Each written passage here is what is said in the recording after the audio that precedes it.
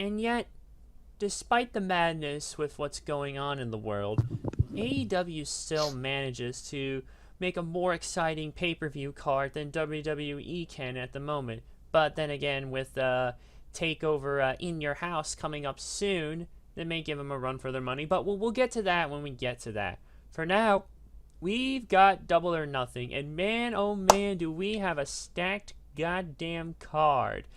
This pay-per-view will also determine the inaugural holder of the AEW TNT Championship, which will be presented to the winner by none other than Iron Mike Tyson. So, yeah, that's going to be exciting to look forward to. We also have a casino ladder match, which is going to be interesting. And we have some other great matches to look forward to, including the Stadium Stampede bout between Matt Hardy and the Elite against the Inner Circle. I'm Coffee Lover 239, and with me as always is Heathie. Say hi, Heathie. Hey guys, how are we doing? And also, we've got Steven / Jon Moxley, or shall I say, our resident Jon Moxley stan, Steven. Say hi, Steven. Guys, how you all? And without further ado, let's go ahead and get on with it. And our first match is Cody versus Lance Archer in the tournament final for the inaugural AEW TNT Championship. So, on March 30th, 2020, AEW announced the new title, the AEW TNT Championship, with the inaugural champion to be determined by an 8-man single elimination tournament. The tournament began on the April 8th episode of Dynamite, with the final scheduled for Double or Nothing. And I'll go ahead and run down the bracket real quick. In the quarterfinals, Cody defeated Shawn Spears, Darby Allin defeated Sammy Guevara, Dustin Rhodes defeated Kip Sabian, and Lance Archer defeated Colt Cabana. In the semifinals, Cody beat Darby Allin to move on to the finals, and Lance Archer beat Dustin Rhodes to move on to the finals. Which finally brings us back to here, to set up this inaugural championship match. And it was announced on the May 13th episode that former professional boxer Mike Tyson would present the championship to the winner. So I have to say, even though it kind of is a little bit predictable with everything going on, I have to say, it still is going to be a pretty interesting match to see. AEW finally has a more upper mid-card title for guys who aren't quite ready to hit up in the main event yet, but could still thrive in the upper mid-card. This championship is pretty much very perfect for that in a way. And not to mention, though, Cody will have Arn Anderson and Brandy in his corner, while Lance Archer will have Jake Roberts in his corner.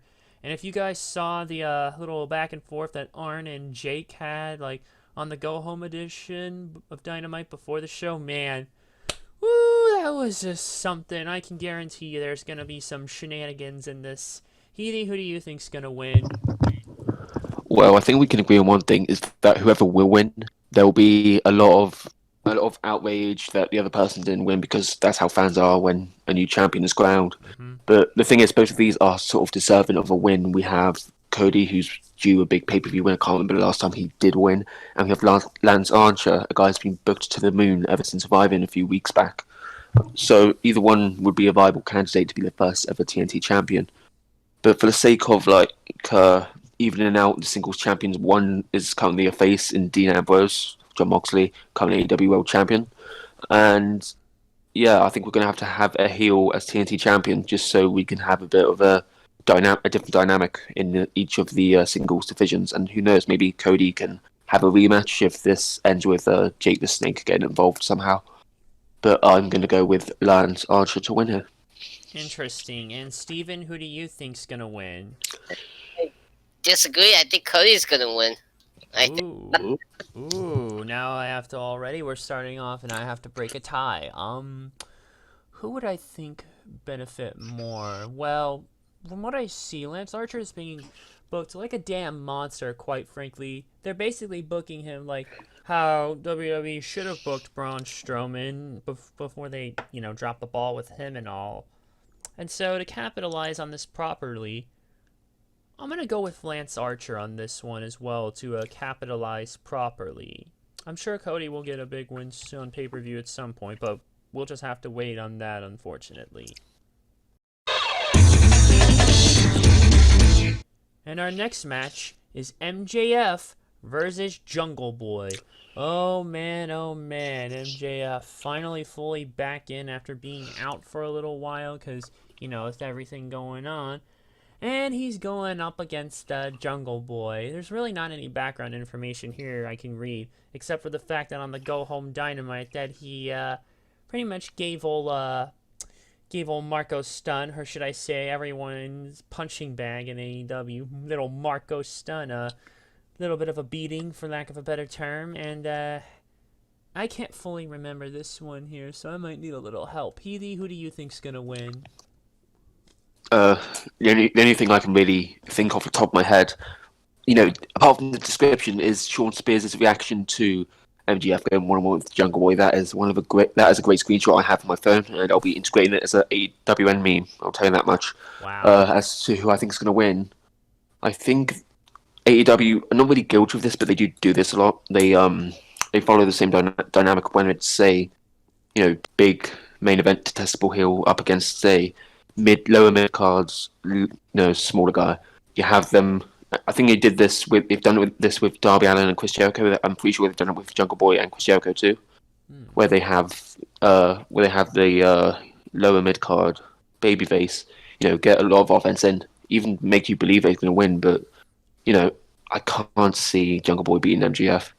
I mean, to go from just absolutely destroying Cody Rhodes, I know it was a tough match, but to the most anticipated card on Revolution, a match on Revolution, to have MJF beat Cody, and then the next pay-per-view to have him lose to Jungle Boy. It just doesn't make much logical business sense, really, so for the storylines going forward. So for that reason, I'm going to go with MJF to win here. I see. And Steven, who do you think's going to win? Steven? Oh, hell. What in the bloody... he's gone MIA. Well, I might as well go ahead and just give my thoughts. I can put it on Steven for you. Yeah, no, he's here. I think I'm gonna go with MGF. Oh, for God's sake! I'm going with MJF because he's gonna get the quick win. He's gonna be cheeky about it. Something's gonna happen. Where were you? Probably Lolo's gonna get involved somehow. Yeah, so you're going with MJF. I'll just take that as a yes. Yes. Alright, yes then. And I'm gonna go, excuse you, and I'm gonna go with MJF as well, because, well, you gotta have one heel at least who looks strong, and he's pretty much the heel of all heels at this moment, so, yeah, MJF. And our next match is Jon Moxley versus Mr. Brodie Lee for the AEW World Championship. So, on the May 6th episode of Dynamite, AEW World Champion Jon Moxley defeated Frankie Kazarian in a match. Moments later, members of the Dark Order attacked Moxley, Kazarian, and the latter's stable, SoCal Uncensored, Christopher Daniels, and Scorpio Sky. The Dark Order's leader, the Exalted One, Mr. Brodie Lee, then entered the ring and challenged Moxley to an AEW World Championship match, which he accepted and was scheduled for Double or Nothing. Not pretty much. I don't know if I want to say this match is too exciting. I mean, I am interested in it nonetheless, but it does feel like a sudden shot for Brodie Lee. But, and again, he's also been kind of booked pretty strongly as well for being the Exalted One and all. But it's still damn early enough for Mox's reign, basically, because didn't even feel like all that long ago when he lost it, when he beat Jericho, I should say, at Revolution to win the belt. And it's only 82 days in his reign. Jericho held the belt for 182 days. So it is a little early for him. So it's like, ooh, almost back into a corner, but I don't know. Healy, who do you think's gonna win? I mean, I can play devil's advocate for Brodie Lee winning the title. It's, the lifeblood of wrestling is run on that heel, that big dominant heel as a champion, and the face you have to overcome. Hulk Hogan did it for years back in the 80s. And also you could think of it as, it builds you a few easy weeks for creative to have Moxley just take out every single member of the Dark Order to get to Lee, the man who took his title. But at the same time, it's a little strange to see Brodie Lee catapulted into this world title match on one of AEW's most biggest shows of the year. I understand the appeal, I understand the intrigue. Both of these are amazing, insane competitors. But I feel like Brodie Lee is sort of the Lance Archer of the main event scene. You know, he's been built amazingly well. But I think he still needs a bit more time if he wants to go. I mean, if this was for the TNT title, I would say give Brodie Lee the title right now. But this is the world title. This is the title that's valued highest in the company. One that Jon Moxley's had a really good reign with so far. So for him to lose right now, it would, you know, shock factor would be good. But apart from that, there's no other reason to have Jon lose a title just yet. Maybe in the future, and maybe to Brodie Lee in the future. But yeah, for now, I'm going to go with Moxley to retain. I see. And Steven, who do you think's going to win? Even though I have a feeling your answer's pretty obvious. Moxley. But here's the thing. I'm going to speak it more when we get to that ladder match. I think who's going to face Moxley next. Moxley's going to win, but I think I know who's going to face Moxley next. Well, we'll get to that match. Well, we'll get to that match soon enough. And yeah, I'm going to go with Mox as well. A little too early, but one loss early on still shouldn't hopefully be too much trouble to deal with in the moment. I mean, it's more meaningful and less painful to deal with here than, say, over in the land of Titan Towers. So I'm going to go with Jon Moxley to retain. Oh, yes, baby. Here we go. This is the match that I'm looking forward to the most out of every single match on this card. This is my most anticipated match. Darby Allin versus Colt Cabana versus Orange Cassidy versus Rey Fenix versus Scorpio Sky versus Kip Sabian versus Frankie Kazarian versus Luchasaurus versus another person who has yet to be announced in a casino ladder match for a future AEW World Championship match. During the May 6th episode of Dynamite, a 9-man ladder match titled the Casino Ladder Match was scheduled for Double or Nothing, with the winner receiving a future AEW World Championship match. The rules of this match were revealed the following week. 2 wrestlers began the match, and every 90 seconds, another participant enters. The winner is the one who retrieves the casino chip suspended above the ring. The match can be won before all participants have entered. Darby Allin, Colt Cabana, Orange Cassidy, Rey Fenix, Scorpio Sky, Kip Sabian, Frankie Kazarian, and Luchasaurus were all confirmed for the match, with the final participant to be announced during the match at Double or Nothing. So yeah, you remember that time when R-Truth basically tried to use a ladder in a Royal Rumble match? Well, basically, someone decided to take that idea here and run with it, and now we have the casino ladder match. That's what Evie and I were saying. I think Evie messaged me, or we were talking with BC. Yeah, and the whole ladder match. Yeah, I might have been there. I don't remember, but I do remember that, and I'll tell you this, quite frankly. This is basically like a ladder Royal Rumble match in a way. It's pretty interesting, to say the least, and the stakes are even more raised by the fact that not everyone has to be in the ring, like, to win at this point, because someone early on, before they even get to the last entrant, could basically go and get that casino chip and end it early. But why would you, though? Because look at this field. We have all sorts of great people. We've got the high flyers, the good in-ring ones, the big man, Luchasaurus, the comedy with Colt Cabana and Orange Cassidy, and man, let me tell you something. This is a stacked-ass field in terms of this match. And there's still one person we don't even know who's going to be in it. I don't even want to guess because I'm not sure who could it be. Who do you think's going to win? I mean, looking at all these competitors, Darby Allin's got a shot. I don't think Colt Cabana has a shot. He's a great person to have a match for comedy, as is the person I'll get to in a minute. Rey Fenix, I could very well see winning alongside Scorpio Sky. I know Scorpio Sky's been building up a pretty impressive repertoire ever since entering AEW, but I think the winner of this match will end up winning the AEW World Title next. Kip Sabian, I don't think he's ready per se. I think he needs to run with the TNT title before anything else. Frankie Kazarian, maybe. Luchasaurus is like maybe my joint favourite. But let me tell you something about Orange Cassidy. And I know we talked about him a few podcasts ago. Oh, yeah. Let me just tell you a few facts about Orange Cassidy. Oh no, here we go again. Okay, Orange Cassidy's belly button is a power outlet for America's lighting. On the 7th day, God rested and Orange Cassidy took over. Orange Cassidy can dribble a bowling ball. Time waits for no man unless that man is Orange Cassidy. If you want a list of Orange Cassidy's enemies, just check the extinct species list. Orange Cassidy is the only man to ever defeat a brick wall in a game of tennis. Orange Cassidy can divide by 0. Orange Cassidy proved that we are alone in the universe. We went before his first space expedition. He found us. He's the Chuck Norris of Earth. Orange Cassidy can sneeze with his eyes open. If you need rice to cook, Orange Cassidy will cook that rice in 30 seconds flat. Oh my god. Superman owns a pair of Orange Cassidy undies. Oh my god. Oh, hey, listen to this. I just clapped with 2 hands. Orange Cassidy can clap with 1. You know what? Here's the main thing. Orange Cassidy is the only person in history to fight himself and win in that fight. And let's keep it topical for a minute. The coronavirus wants a Orange Cassidy shot. Oh,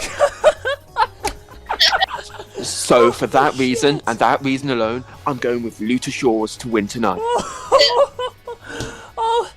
Steven, who do you think's gonna win? God damn it, you did it again, folks. I think Darby Allin's gonna win, so he's gonna face Jon Moxley for that title. I think this is Darby Allin's moment to raise and shine. But I think I know who's gonna be the mystery partner. Pac. It's gonna be Pac. Oh, okay, that would be something. Oh, great. Now it's a big field. Oh, not as crazy as last time he tried and broke me with Orange Cassidy, folks, but, As for who I think would win, I don't know, really. Like, it is a pretty stacked field. I rule out the comedy acts. I'm not really too keen on Sabian. Oh, wait, hold on, yeah. Comedy acts, Sabian, and then Kazarian can go down. That leaves me with 5. I don't know. I kind of would like to see Darby Allin have a TNT title run at some point before, so maybe that may knock him down. That only leaves Phoenix, Sky, Luchasaurus, and the mystery partner. This is a crazy, crazy field. You know what? Why don't we have a complete all free-for-all pick? Yeah, PD says Luchasaurus, Moxley/Steven says Darby Allin, and you know what? I think I'm gonna go with Scorpio Sky on this one. Guys, I've just got some breaking news. What? There's an additional fact about Orange Cassidy. Oh shit. Okay, I need to read this. I don't want to get this wrong. I've just been sent this by the head of the Orange Cassidy fan club headquarters. I need to. Okay, and I quote: Orange Cassidy eats creamy cum poop sandwiches. Okay, back to you. I'm gonna get you for that! I'm gonna get you for that, man! And for what you messaged me earlier in the chat. That's it! Go to the next match! Well, this ought to knock the wind out of everyone else's sails. Nyla Rose versus Hikaru Shida in a no disqualification and no countout match for the AEW Women's World Championship. Almost said world there. You know, I find it funny how they have to completely emphasize both no disqualification and no countout. Like, one doesn't already imply the other in a way. But you know what? Backlash 2018 completely fucked that up when, AJ Styles and Shinsuke Nakamura had their no disqualification match, and then they took each other to Dick Kick City at the same time, and the ref stupidly counted it, even though automatically it should imply no disqualification, should imply no count. You know what? That's not here or now. Let's get on to this. Alright, on the May 13th episode of Dynamite, Hikaru Shida, who was at the top of the rankings in the women's division, defeated Penelope Ford, or Penelope, Chris Statlander, and Dr. Britt Baker, DMD, to win a 4-way match, keeping her undefeated in 2020. It was then announced that Shida would challenge Nyla Rose for the AEW Women's World Championship at Double or Nothing. Backstage during Shida's interview, Rose attacked Shida with a kendo stick head on, by the way, and oh, that was brutal. It was then announced their match would be no disqualification and no countout match. So, yeah, we have to go to the women's division. Currently, Nyla Rose has been champion for almost 100 days now. Almost 100 days. And... This is her first defense. What? This is her first defense. I don't remember, and excuse you, Heathy, and I don't remember if this is her first defense or not. I think no, this isn't her first defense. At Revolution, Nyla Rose, yeah, she defended the belt against Chris Statlander. So, yeah, I'm kind of a little mixed. I mean, you think Nyla's reign is getting closer to Riho's reign, but, and again, kind of a mixed. They don't really want to jump the gun, like, and put it on a Joshi, because the last time they did with Riho, that reign was kind of uneventful, to say the least. I don't know whether it was because of contractual other booking obligations in Japan or whatever, but ultimately that first reign wasn't here. Nyla Rose has had a bit of a better reign, but it all depends, like, I suppose. I don't really know. Heathy, who do you think's gonna win? It probably was due to the fact that she was a Josie Riho at the time, but I think it's only part of it. You've got to keep in mind that Riho's only 22 years old. You know, the matches weren't awful, and they weren't necessarily bad either. Some of them were pretty good, but there was some rough patches in between. And Hikaru Shida, I believe she's in her early 30s now. She's got a plethora of experience behind her. She's shown to be much more active and consistent on the AEW roster in her matches. And the way that we're going with this, I think that it's going to be the fact that the AEW the men's world title, will be the one where you have the long reigns, which is why I'm thinking Jon Moxley is going to be Brodie Lee in the main event. And I think AEW women's title, not to say it will be a hot potato title, but there'll be more flexibility and more maneuverability as it concerns who's going to take the title and who's going to have a reign with the title. It's not a case of an open and shut case where, okay, Nyla Rose is winning, we're just having this match for the sake of it. I feel like there's a genuine chance that Hikaru Shida could be the one to take this. Nyla Rose's reign is in jeopardy, I feel. It's a toss-up for me, and I feel like there's going to be some sort of title change, and I'm not counting the TNT title here. So I'm going to go with Hikaru to beat Nyla. Why not? Interesting. Steven, what about you? Who do you think's gonna win? Nyla Rose is gonna retain. I think she's gonna. All right. The one who's gonna. All right. So another tiebreaker round. You know what? I'm feeling a little risky today. Quite frankly, I've been feeling risky with some of this shit going on. So I'm gonna go with Hikaru Shida actually, because why not?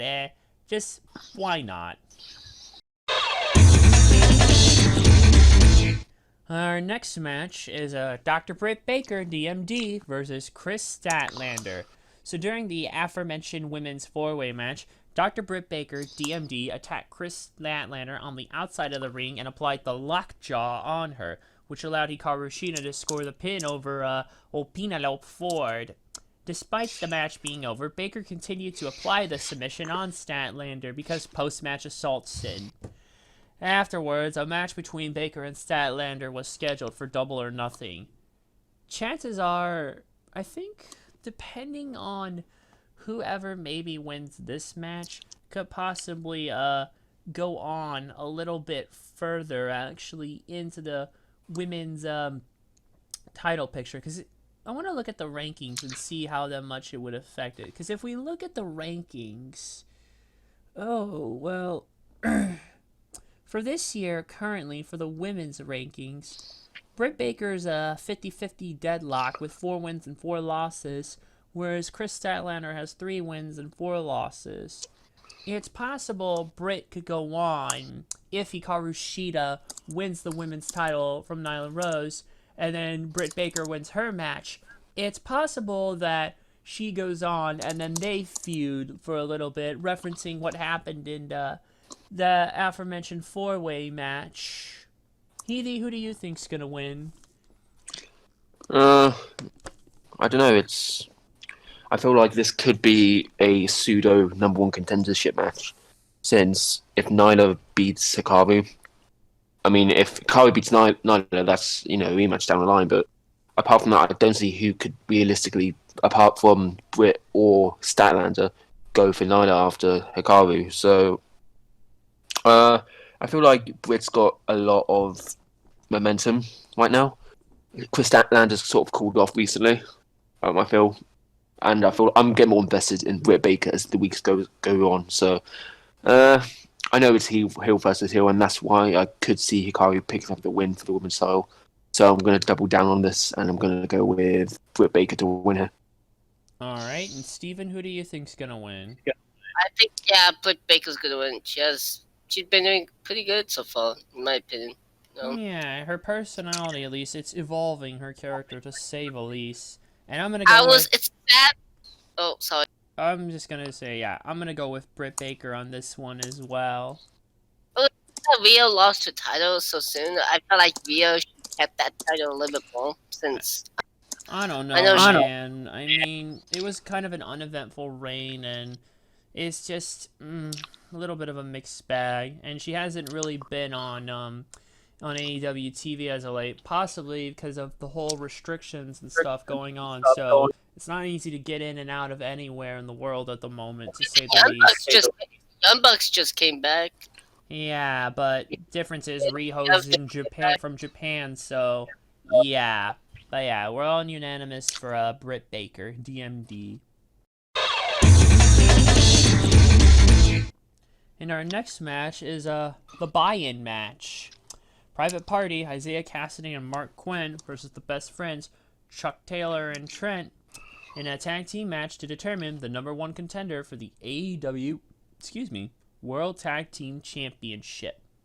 So, what can I really say? There's really not much else to it other than that it is a #1 contenders match.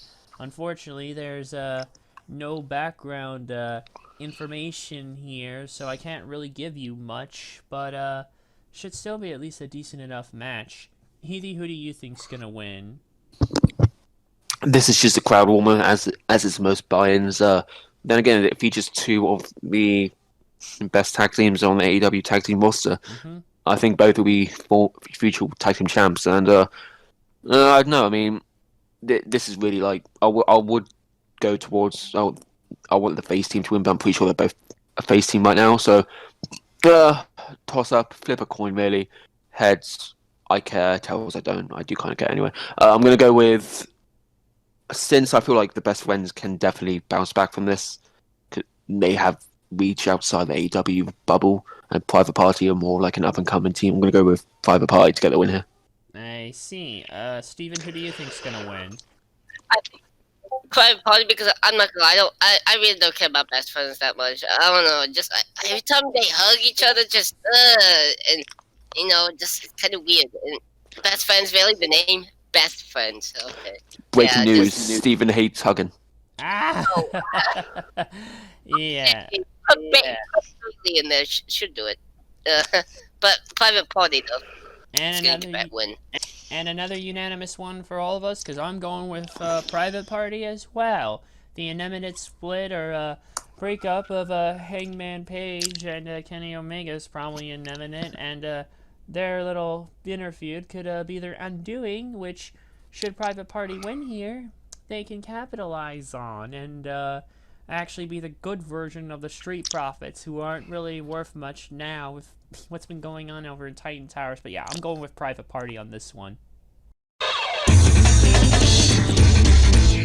And our next match is Broken Matt Hardy and the Elite, Adam Hangman Page, Kenny Omega, Matt and Nick Jackson, the Young Bucks, versus the Inner Circle, Chris Jericho, Jake Hager, Sammy Guevara, and Santana and Ortiz. And again, there's no background information with this one, but a really simple gist of it is that basically the Elite and Inner Circle have been kind of, they've been at each other for a while, basically, and there was that crazy-ass street fight, which Matt Hardy and Kenny Omega ran over Sammy Guevara with the golf cart. Oh, man, that was so priceless when they just ran him over. just sent him like that. But yeah, they've been at each other, and because Cody is busy dealing with Lance Archer in the finals of that tournament, Broken Matt Hardy has come to assist the other members of the Elite in their war against the Inner Circle and Stadium Stampede match, which is basically code word for empty arena because part of it's going to be held in Daly's place and another part of it's going to be at the TIAA Bank Field, which is the home facility of the Jacksonville Jaguars. You know, Tony Khan's father, Shad Khan, owns that team, so yeah, they're able to do it. Should be a hell of a match, though, nonetheless. Who do you think's gonna win? So I'm sort of understanding of this match. Is it more of like you've got the whole freedom of the football field, or is it going to be like part of the stadium cordoned off? I mean, either way, it just seems like such an intriguing prospect, and it's going to be show stealer. Like I can't see how this can't be a show stealer. Just have the football field filled to the brim with weapons. Just have an absolute melee. Have it like one of them DJ death matches where weapons are just all over the shop. Who I think is going to win? This is one of the matches where I don't think there needs to be, any debate over the winner. Anyone could win this. It's really a case of who's coming out with this alive. And for the sake of, we haven't seen that much turmoil between the Inner Circle members. I mean, we know we have, you mentioned before, Adam Page and Kenny Omega. They've had their issues, and I don't think now is the time to turn them. I think they can get a good few more months out of these guys. So I'm just going to, just for a bit of inner conflict for the Inner Circle, which would make for some interesting watching, I'm going to go with Matt Hardy and the Elite to win here. Interesting. And Steven, who do you think's going to win? I think Chris Jericho, Jake Hager, Sammy Guevara, Santana, and Ortiz, the Inner Circle are going to win because Heyman Page is going to turn on Mac Jackson and Nick Jackson. They won't get along. They're going to just man. We see in the past, Kenny Omega won't get along with the Young Bucks. I don't know that, man. But I know this match was going to be at Blood and Guts. I really wanted to see that. Well, they were gonna do a Blood and Guts. Well, they're gonna do it when the time is right with everything going on, And that's kind of my deciding factor. It's kind of hard to say, because I could pit the Inner Circle now, and then have Matt Hardy and the Elite in that whole Blood and Guts ordeal, whenever that happens. But who even knows when that's gonna happen with everything the way it is in the world at the moment. So, you know what? I'm just gonna go with Matt Hardy and the Elite. Yeah.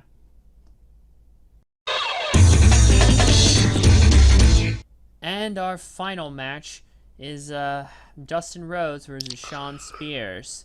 We already mentioned what happened with them in the TNT Championship tournament bracket. Shawn Spears got knocked in the first round by Cody, while Dustin Rhodes did beat Kip Sabian in the quarterfinals. He lost to Lance Archer in the semifinals. And apparently there's been some brooding stuff between them, some words are flying, and it's really all I can say, because again, no background information here. Sorry, folks, but I gotta make do with what I can. Healy, who do you think's gonna win? Well, I mean, this man that's going against Shawn Spears is one of my favorite superstars ever. I mean, the legacy this man has had to being in that Hollywood Brawl in WrestleMania 13 against Roddy Piper, to wearing lingerie every single night, to having sex with Roman Reigns. I love this man. God. So for that reason, I'm gonna go with your boy, your one and only, the man who's gonna put Shawn Spears to rest and absolutely eat his fragile pussy, Shelton Benjamin. Oh, come on. Hey, for God's sake, don't you dare start. Don't you dare start on this again, man. Come on. No. Okay, I'm going to go with the break. I'm sorry. Stop! Okay. She already has a match! Are you seriously going to do this to me again? I've got, here, okay, before I tell you my pick, I want to give you a bit of information about Orange Cassidy. Oh no, not again. Okay, life says that life begins when at conception. Some people say life begins at conception. I say Life begins when Orange Cassidy is horny and ladies be ovulating. Oh, for God's sake. Go! Just give me your pick, please. Spears. Alright, okay. And what about you, Steven? I gotta go with, let me think. I gotta go with Shawn Spears. Alright, I will go ahead and make this unanimous again. Shawn Spears, I will say as well. Now let's go ahead and wrap this up before... before something else happens. And that's pretty much gonna do it. I mean, this card here does look pretty damn exciting, even though some stuff doesn't really look too much, and we almost break each other. But you know what? I'm still really looking forward to Double or Nothing, especially that Casino Ladder match, if nothing else, and the Stadium Stampede match as well. And yeah, this should be a good pay-per-view. I want to thank Heathie, as always, for being here with me. Say bye, Heathie. Hey, I've been Heathy and Ching Chong Chang. See you later. And, yeah. And, Steven, say bye. See you guys. Have a nice Big day. poopy sandwich. Stop funny it! poopy. Don't you We dare! like poopy, don't Stop! we? I'm gonna poop on you. Stop! Stop on your tummy, Shut poop on your up! eyes. We want to poop everywhere. Poop on your carpet, poop on your cat, poop on your parents. Shut the fuck up! We're gonna. No! God damn it! He's at it again! We'll see you for a NXT takeover in your house!